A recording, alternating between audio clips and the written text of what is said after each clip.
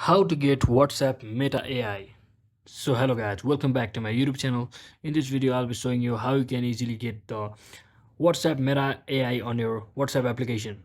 So first thing, make sure you are signed in or logged in inside your WhatsApp application, and once you're inside here, simply head over to any of your chat, and once you're inside here, just click on your message tab, and when you are inside here, just type in the following words like this. And when you type in the following words like this, like @meta AI, something should pop up.